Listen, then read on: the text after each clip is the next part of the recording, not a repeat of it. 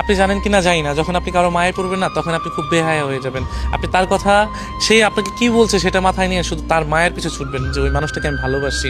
এই একটা জিনিস খেয়াল করেছেন যে কাটা ঘায়ে যখন লবণ দিলে যেমন যন্ত্রণা হয় না, আদৌ কি জানেন কি না জানি না, দেখবেন কি তাজা কোনো মাছের উপরে যখন আপনি লবণ ছিটান তখন ওই মাছটা না যন্ত্রণা ছটফট ছটফট করে। তো অমনটাও না কিছু মানুষ বা কিছু ভালোবাসার মানুষ থাকে, যে মানুষটার মায়ে পড়ে এতটাই বেহায়া হয় যে মানুষটা বারবার তাড়িয়ে দেওয়ার পর নয় মানুষটার কাছে বারবার ছুটে যায়।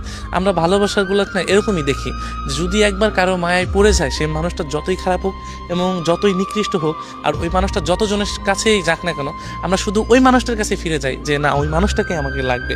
এই জন্য মায়া বড় খারাপ একটা জিনিস। যদি কারোর শরীরে বা অন্তরে একবার লেগে যায় না, শুধু ওই মানুষটা না ওই মানুষটার কাছেই টানে। আর ওই মানুষটা আপনাকে তাড়িয়ে দিবে, ওই মানুষটা আপনাকে বুঝবে না, ওই মানুষটা আপনার সামনে অন্যজনের সাথে মিশবে, ওই মানুষটা আপনার সামনে আপনি যেই জিনিসগুলো পছন্দ করেন না সেই জিনিসগুলোই বারবার করার চেষ্টা করবে। কিন্তু ওই মানুষগুলো না একটা সময় দেখা যায় ওইটা বেশি বেশি করার পরও না, তারপরও ওই মানুষগুলোর কাছে ছুটে যাবে। কারণ কি জানেন, ওই একটা মাত্র কারণ, মায়া।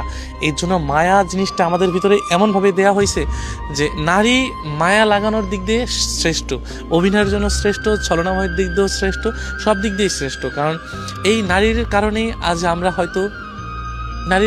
হয়তো পুরুষের সাথে দ্বন্দ্ব করি, এই নারীর কারণে হয়তো আমরা পরিবারের সাথে দ্বন্দ্ব করি, এই নারীর কারণে বন্ধু বান্ধবকে চিনি না, এই নারীর কারণে সমাজের অনেক যেগুলো অসামাজিক কাজ সেগুলো আমরা করে থাকি একমাত্র এই নারীর মায়ের কারণে।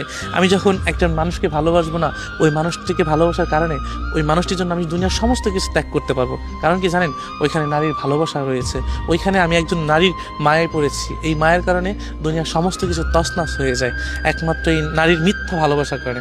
নারী যদি কোনো পুরুষকে একবার মিথ্যা মায়ায় ফেলতে পারে না, ওই পুরুষ দুনিয়ার সমস্ত নিকৃষ্ট কাজটুকু করতে পারে।